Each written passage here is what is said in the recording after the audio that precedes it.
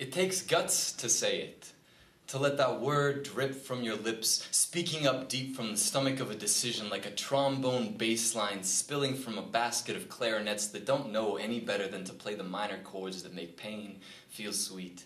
Goodbye is a difficult word to choke out of your mouth sometimes. With all of its limbs and appendages, goodbye has anatomy. It walks upright like it knows when it's time to face the music, whether it's 1994 hip-hop blaring out the speakers of your Chrysler or Johann Sebastian Bach Sonata No. 1 in G minor. See, this word bubbles up from the same voice box that sings along with Regina Spektor in the shower like a soprano with laryngitis. The same voice box that has said, "I love you," and known that it was a black lie that could burn somebody like a charcoal heart in a flame.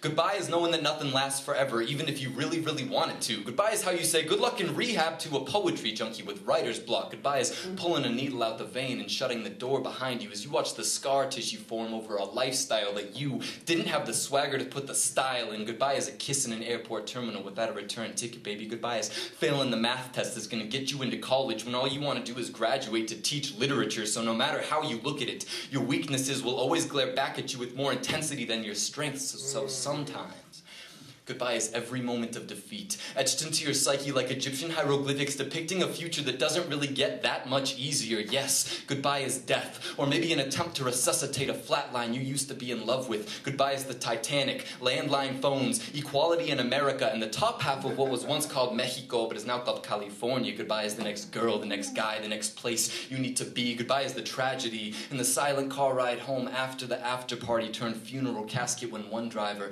chose to say goodbye to your best friend's life through a breathalyzer. Goodbye is hip-hop lyrics filtered through a vocalizer and feeling instrumental when you know you're just the echo, really, because you've been shouting throat graffiti into canyons of notebooks because you don't remember how it feels to speak this sincerely, because ideally goodbye is quick and painless. Just goodbye, see you later, maybe I'll call you, maybe I won't, maybe I'll text you. It's just the flat line after the beat, after the realization that truly letting go of something is more than just the reinvention of your speech and rhythm, but is the complete reconstruction of your jawline. Something that could never be artificial or genetically enhanced. It's just the intro to the soundtracks of the prolonged eye contact between two people who finally admit that living in fear of endings is no way to start a life story. So when I say goodbye, what I mean is I hope there are nothing but down comforters in an open bar at the end of everything you are moving towards, because nobody wants to have to say it.